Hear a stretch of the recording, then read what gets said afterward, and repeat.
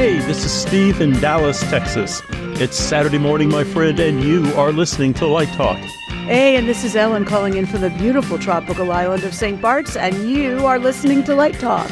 And this is David, and I'm coming to you from the beautiful Belmont Shore neighborhood of Long Beach, California. And if you don't already know, you are listening to Light Talk, and we are the Lumen Brothers and Sister. You better believe it, Ellen. Well, welcome everyone to episode 395.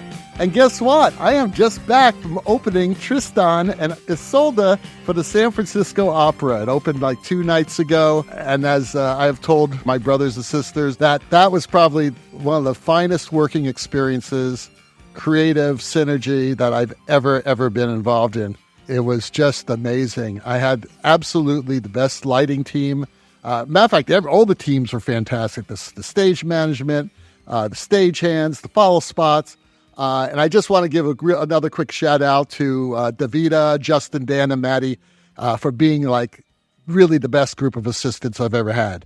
We're going to have Justin on the show, by the way, at the end of the year. He's the resident lighting director for the San Francisco Opera, and we're bringing in the resident lighting directors also for that show for the Metropolitan Opera and the Lyric Opera of Chicago. So that's going to be pretty exciting. But I must tell you, I've worked in a lot of opera companies over the years.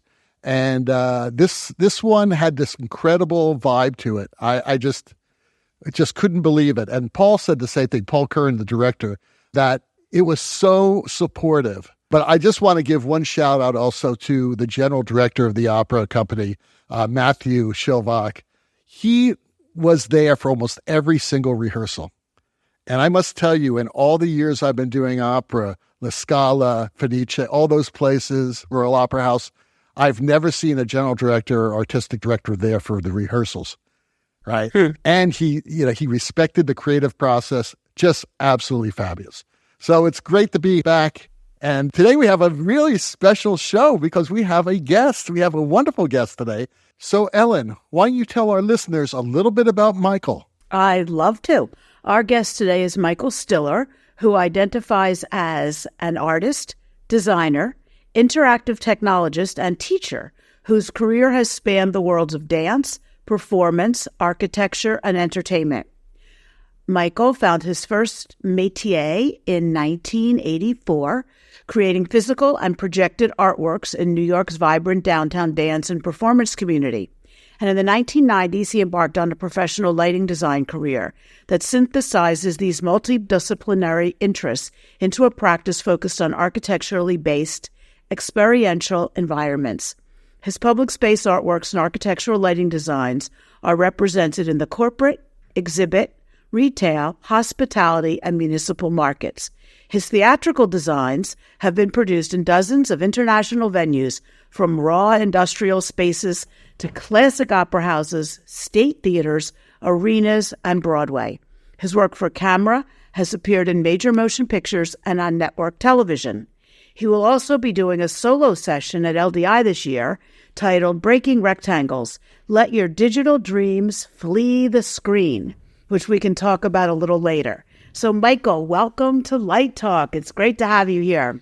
Well, thank you. It's great to be here. And all I can say is, who wrote that bio? Oh, my God, how pretentious is that? But it's really nice to be here. Although I will say, what did you say, episode 396? It took you a long time to find me. 395. No, 95. One better. 395. Sorry, Michael. A lot of our guests weren't born when we started this podcast, so it takes a while. Yeah, I was. So, interestingly enough, you noted once that your middle name is Licht, which is light in German. Do you think you were predestined for this role? Yeah, Herr Stiller was predestined to be Licht designer. But I don't know. I mean, I think that's a fun fact. It is a fact. And when I'm in Germany, my title is Licht Design. So, right. Fabulous. Absolutely. That's very funny. It's my mother's maiden name. Beautiful. Yeah. Beautiful. That's wow, great. That's a beautiful name to have, Light. Yeah. You know? Yeah, It is. absolutely. It is. They didn't know what it meant. You say you have no formal training in the field. Correct. None whatsoever. So where did you go to school? I went to a little liberal arts college up here in the Hudson Valley where I now live called Bard College. There was a theater program, but let's back up. When I was in grade school and high school, I was interested in lighting and insinuated myself into the stage crew and helped illuminate the musicals and school productions. I've been interested in lighting since I was age 10. My parents were avid theater goers, took me to a theater in New York, and I noticed the lights were behaving in some kind of a sensible way that I could make no sense of, and I was hooked. So at Bard, there was no theater crafts program. I actually graduated as a director after I failed to make it as an actor, but they let me design some shows. So I did that, came to New York City, was doing lots of different things other than being a lighting designer. At some point decided, maybe I could light my friends' shows and stop waiting tables. And it was like kind of my day job. Like I really wanted to be a filmmaker. I wanted to be a performance artist. At some point, and this is a longer answer than you asked for, at age like 33, I decided, maybe you're a lighting designer. Can I follow up real quick about Bard College? Because a lot of times not having a formal lighting education is a very good thing. And especially if you study directing, and I'm sure that you realize this, but I'm just saying this basically for our listeners.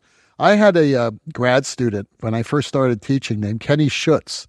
And Kenny started at Bard too. And I don't know how much lighting training he had, but I accepted him into the program immediately, and he became a stellar designer. He's now one of the principals of Focus Lighting out of New York. So it's a wonderful thing that you actually avoided the technical stuff in a way and trained your mind on how to think like a director. I think that's just nothing but kudos for that. Well, I did also have to train myself on the technical stuff, but I just think I'm really lucky that it turns out I'm doing for a living something that just came to me, and it just came to me naturally, Right. So the process, you didn't decide when you were 18 that, okay, I want to be a Broadway lighting designer, right? Didn't go that way. Yeah, I don't think I was deciding anything sensible when I was 18. Like I said, I don't think anyone does. It took me to age 33 to be like, oh yeah, this is what you're doing, which you've been doing, whatever. So have you been back to Bard since they've had the beautiful Frank Gehry Fisher Center and worked there? I have seen a number of shows there. I've participated in, back to school events there. So absolutely. It's a wonderful, wonderful theater. And our friend Rick Fisher just designed something there. So it comes up in conversation from time to time. So why don't you tell us a little bit about your projects you're working on? Well, for most of the past year, we have been more or less overtaken with a very large resort project in the UAE, building facades, landscape lighting, site lighting for pretty much a massive man-made island. The part that's the most exciting and theatrical is the facade lighting, right? The building facades. We are doing some interesting, let's call it, pixel-driven lighting effects. But a lot of it is just, a very beautiful environment, very highly designed, with lots of nice lighting. At the same time, we've got some regular corporate clients. We do a lot of experiential work for them. I don't know if I like to think of it, but I sometimes dub these projects as corporate brainwash rooms, but spaces where people come to learn and to learn business. I don't know what they learn, honestly, but there's a lot of lighting, there's a lot of media, and it all plays together, and it's a lot of fun. And in fact, just had a conversation with one of those clients today about a new interactive tunnel that people get to walk through. And one of our big things is media and media-driven lighting and interactivity and generative media-driven lighting, blah, blah, blah, blah, blah. So that's kind of, I haven't done an entertainment project in a while. The last one was Rocktopia, which did play for 5 weeks on Broadway, and that's like before the pandemic. Mostly it is this kind of built environment, experiential. A lot of them are public space experiences, so not always private corporate stuff. What else could I say? We try to keep busy. How did you segue from downtown New York performance artist to world-acclaimed architectural lighting designer? That sounds so good. I like to say, first of all, I was interested in the work being made in the downtown dance and performance world of New York in the 80s and 90s. And I often think that if I wasn't drawn to that world, I might have found a career in, let's call it, legitimate theater. I might have done more straight theater. I might have landed more on Broadway. I might have done opera. So, I mean, you said that you just did an opera, David, and, that sounds super fabulous. But because I ended up in this fringe world, honestly, the avenues that were open to me were more like commercial. I don't know how to describe it, but that's what I found. Or maybe it's just the way I found my way into it. And how I got there, Ellen, I don't know. A friend of mine was a DP. He taught me how to light for camera. That turned into back around to the live world where I was all of a sudden doing industrials where there's multi-camera shoots, to a company that was a creative agency doing industrials for Motorola, who all of a sudden got the gig to do their visitor center, right? That's how it goes. The people who you work with keep doing new things that they don't know how to do, but they teach them how to do it, and then you go along with them, and you teach yourself at the same time. And, that's great. And now you have a firm, Michael Stiller Design. So how big is that? You have employees? How does that work? It's not very big. I currently have a core of 2.66 full-time employees. They've been with me for a couple of years. I started the firm years ago, but for a long time it was me and freelancers. But I'd say right around COVID time, I developed a team that I was able to keep employed more or less regularly. And as I've said, about 2 full-time people now. When we bring in freelancers when we need to, when projects come to implementation time, or even during the design phase. I bring in people to help me do the more theatrical one-lines. I hire programmers who do the interactive media work. So I don't know if that explains it. I'd say there's probably a stable of 5 or 6 regular people I work with, 2 of whom I'm talking to every single day. Do you draft yourself? Do you use Vectorworks or Revit or some programs? No, I've definitely toned down my skills. I am, I do markups, right? Of course, I can open up AutoCAD. I can open up Vectorworks. I can draw a line. I can draw a circle. I can do a few things. I have no experience working in Revit. They have to teach me how to open it up and look at the model. They do all that work, right? I take PDFs and I mark them up. I'm an idea guy now. I don't actually know how to do anything anymore. I've kind of gotten a little more stupid. Well, pretty soon with AI, it's you don't even know anything. You don't have to know anything. No, I don't know. I mean, my ideas are important. I'm going to say that right now. There you go. They do need me to say, oh, gee, I think the light needs to be a little bit further away to have the effect you want. Right.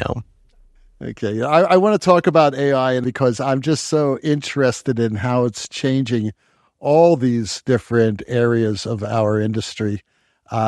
Because we're mostly in the theatrical, live entertainment type of world, whereas Stan is actually in the architectural. He's gotten much more into architectural. But when I'm talking to a lot of people from the really huge architectural lighting firms, I'm just really curious how this is going to affect and how disruptive it's going to be. Do you have any thoughts about that offhand? How disruptive is AI going to be in the architectural lighting world? I don't know if that's the practice that AI is going to really disrupt. AI is really disrupting people who make digital content. AI will disrupt the architects themselves as they're sort of ideating about, the basic massing and shapes, I think. But, I guess we could develop AI models that can do massing and shapes with an understanding of what what is possible given the underlying structure that's possible. I don't know. But the architectural lighting design world, I guess there's certain things that we could farm out, right? We could say to an AI model, here's a space. We want to use this kind of light, and go ahead and develop a layout, do some calculations, develop a layout, right? That's really basic stuff. That's what our production people do. It's the least interesting part of what we do. So I guess there's that. I guess, unfortunately, it could take the place of many entry-level jobs, which we need to get people to enter, the industry. But I don't know. I don't know about AI. I mean... Well, I agree with you. The thing that I find interesting is your website and the photographs you have posted. And every photograph, I'm interested in entering into that space. And I don't know if AI is going to pique my curiosity and make me interested in walking into that room. And these are just amazing things that you're showing here. Where do these ideas come from?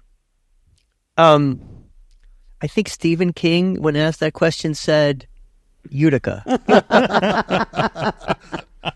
Good answer. Where do those ideas come from? Honestly, they come from a team, right?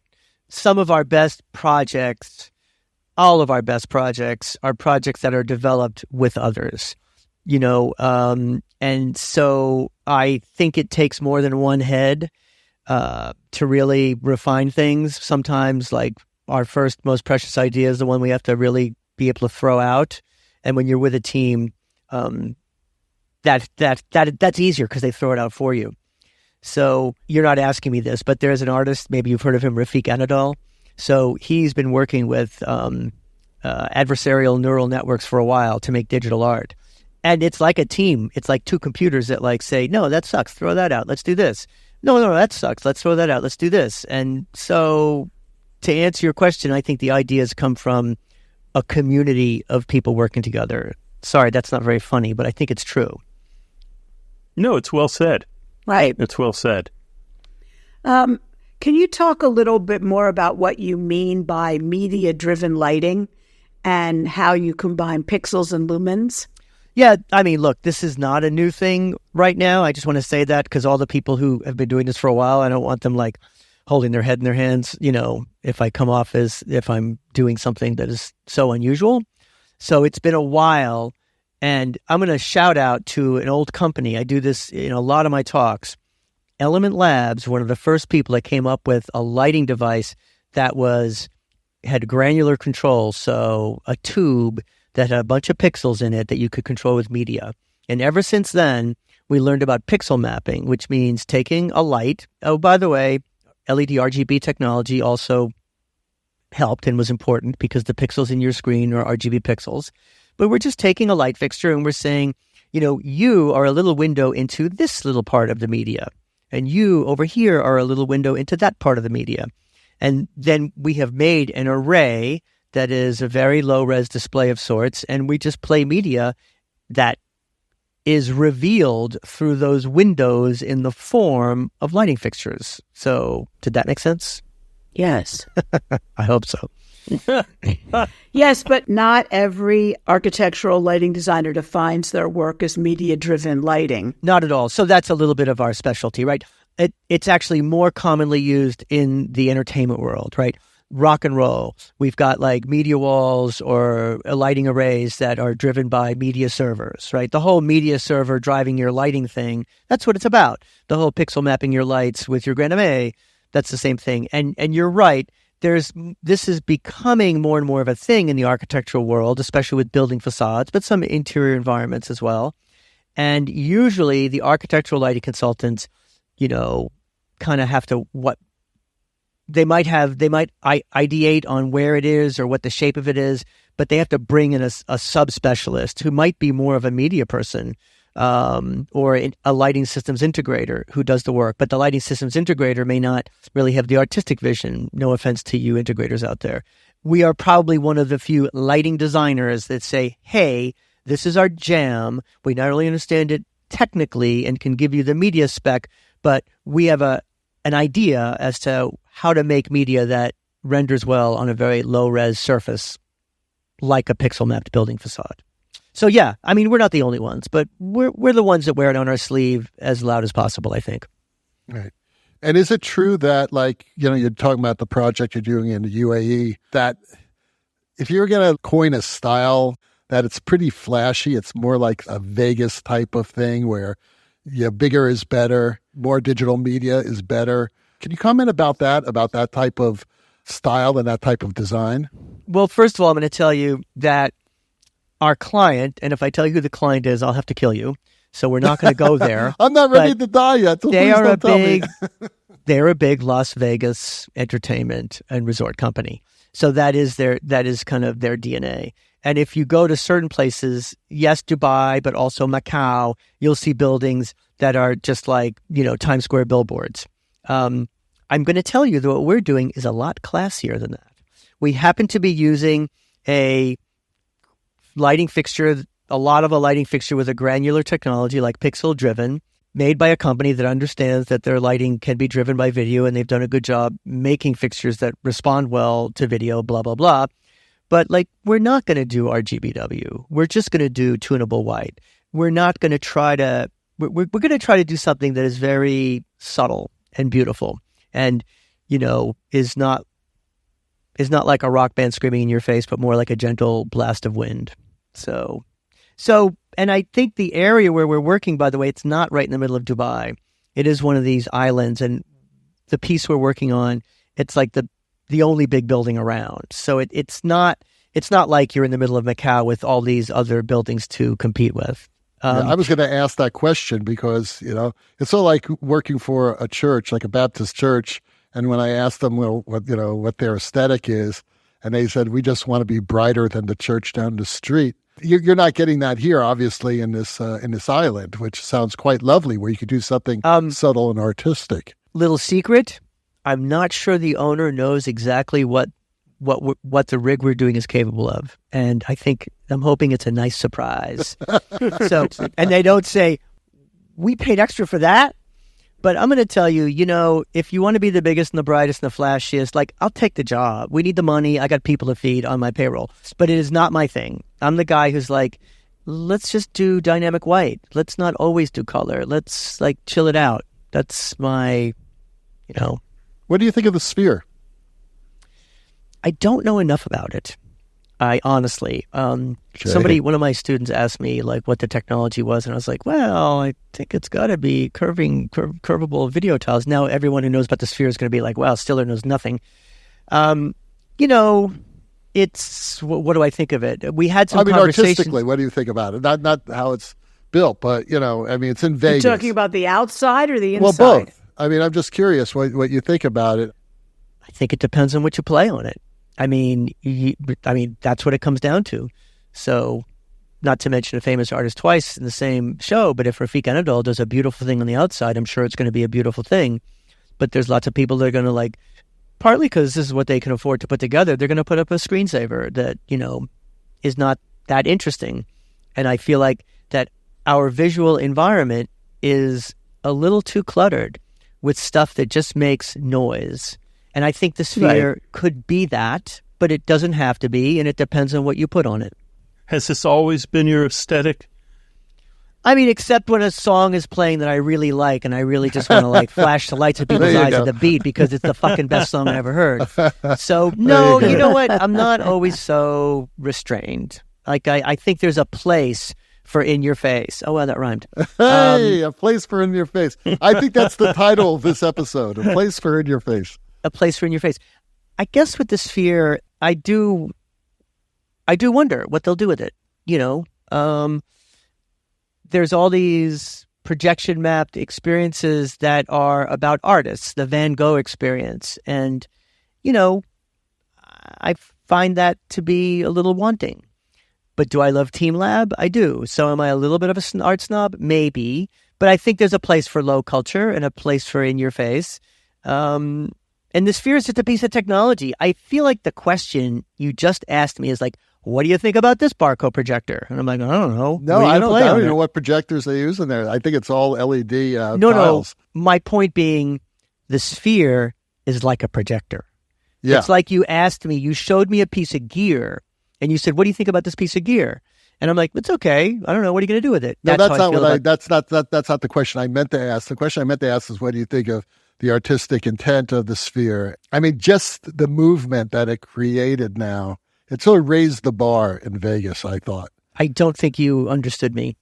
Okay. I understand what question you asked. All right. But what I'm telling you is, this is the question as I perceive it. Okay. You're asking me about a piece of hardware, a big piece of hardware, a fully designed architectural piece of hardware. And I'm like, it depends what you do with it. Right. Sorry. It's interesting because the next one is going to be in Dubai. Yeah. I don't know how close it is to your building, but they were talking about one in London, and I think the people that live in London said, no, thank you. And I wonder, next time we have Brackley on, we should probably find out what the people of Las Vegas think of this giant, We had a conversation about this with my client who's based in Las Vegas, and somebody said something a little bit, questioning, and he got spanked. Like, let's not wish something bad on our neighbors because they're going to raise all our boats. So it's something that will push forward the industry and the economy, right? And the economy of the industry. Look, you've already heard from me to understand that I think that there's too much visual clutter in the world. So if I had a sphere of my own, I might leave it off sometimes. Does go to bed at a certain time every night. But the airplanes, when they fly over, it wakes it up. Is that right? But yeah, it's actually quite clever. It wakes it up. The thing is asleep, and then all of a sudden an airplane flies over, and it wakes up, and it looks up. And then, its then eyes it falls open. back to sleep That's again. funny. So I don't want to be... I don't know. I don't want to be too anti or anything like that. I don't know. I said first, I don't know enough about it. I'm not qualified to answer the question. But I think that I don't really want to see a world where we've got 50 of these things all around the world. Like now we're just talking about the mass replication of what could be a singular experience in one place. You know what? Vegas is a great place for it. Sure, have one in Dubai. Sure, have one in Macau. London doesn't want one. I'm like, you know what? I don't want one in New York either. So that's great. Right. So, Michael, you also teach. You teach, what do you teach? Lighting, non-lighting? What do you teach? I teach lighting design to non-lighting designers, right? I am teaching my future clients. It's a graduate program in exhibit and experience design. At least one of them has gone on to a very big, good experience design company, and they've become my client.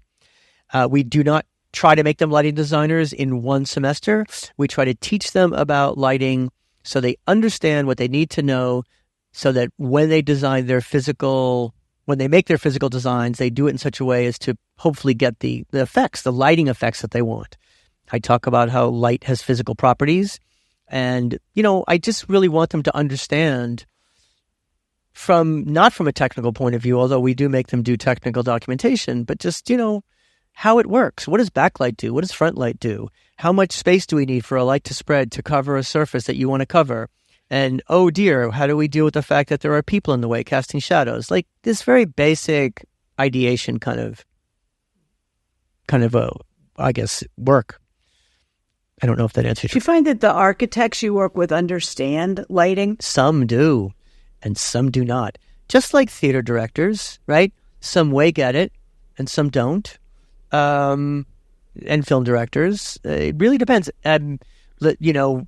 Experience designers, event designers, set designers, some get it, and some don't. I never understand why. Like to me, it's like you experience this every single day. How do you not get it? But, I don't want to be too critical, even though I am. Right. So tell us a little bit about breaking rectangles and letting your digital dreams flee the screen. What are we in for? Well, it's still like always a little bit of a fight of like lighting versus video. And, I used to call it like lighting versus TV, and TV wins, right? High res wins. And it's a rectangle. It's a rectangular screen. Now we've got tiles that we can square tiles we can make different rectangles with. Sometimes we can get interesting and explode them. And if you look at some of our entertainment work, that's just what we do in a situation like that. We take the raster, we take the rectangle and explode it into a bunch of strips. Now, we're not the only ones to do that. Lots of people do that, but that's what's interesting. So I would like to see the media spread across an array, a canvas that is not just a 16 by 9 or 4 by 3 or whatever rectangle. That's kind of what it's about. Like, can we please get rid of the video screen and replace it with something that is, from a physical design point of view, just a hell of a lot more interesting. But still, let's use media to play through it. Why not? That's fun. Okay, I go for that. One of the early pioneering projection designers of the 20th century, Wendell Harrington, once said if she never saw another rectangular screen, couldn't be soon enough. So, yeah, she was good too. She got it. Yeah, she was great. But she's one of the first people to use projection mapping to map media not to the rectangle, but to different parts of the scenery, right? That's what that's about. And whether you do that with projection mapping or by putting bits of screens around or by putting different lighting fixtures around, same idea. Yeah, like, there's no screens, and then all of a sudden you realize that the leaves on the front of the set are swaying back and forth, or the cat is walking down the stairs, and it's like, okay, really interesting. Yeah, or you've got, bubbles flowing up all the pilasters on your building, but they're not on the window because, I don't know, because it's Halloween. Wait, that wouldn't be bubbles. Anyway, you get it. Be witches. Right, yeah, got it. Hey, witches. A great deal of our audience are students, young designers just getting into the business. And what you have been talking about today, I'm sure, has piqued their interest. And for the people who are interested in getting into the area of the industry that you create in, do you have any suggestions for them? How do they get involved? How do they find a job? What do you look for when you're hiring people? Any advice for them? I do. And I don't think it matters what practice craft field you're interested in. It's the same answer. Find out where the people are who are doing the thing that you find exciting. Go there. Get with them. Meet people. Hang out. Find like-minded souls in whatever industry it is. And that is how it's going to work. Like, that is the only way it works. And it's tough for people who have a harder time than others putting themselves out there. But, this is why we have conferences. This is why we have meetups. This is why we have organizations and groups. This is why my friends, an interactive design company my friend works with, or actually he runs, called Volvox, they had a touch-in for people who are interested in touch designer to get together and jam and mess around. And if you know about that's happening in Brooklyn and you're not really part of the scene yet, just go there. Just show up. And for the people who are listening to us now who live in the United States or close to Las Vegas, Michael will be on a panel in Las Vegas. Is that correct? The title of that panel is the Breaking Rectangles. Great. It's a little bit of a hard answer because what you're saying is you're young, you've got no money, you need a job, but I need you to go spend some money to go someplace and be where these people are. I understand that. But, this is an old story. You want to get into movies, you move to Los Angeles. You want to get into theater, you go to, New York or London. It's just that's where the community is. Get with the community. And nowadays it's probably easier to do that virtually, right? But face-to-face is still good. So, Michael, unfortunately, we're running out of time. And one thing you did say that you wanted to talk about is how you talk about light. So how do you talk about light? So all I want to say is something I say frequently to students and others is that we've already talked about the fact that people don't really understand light. How do you talk about light? They don't get it. Is it physical? Is it ethereal? Okay. So the bad news is, this is what I say. The bad news is nobody understands what we do. But the good news is nobody understands what we do. That's right. Words of wisdom when it comes to talking about light. Well, it's funny because everyone thinks they're a sound expert.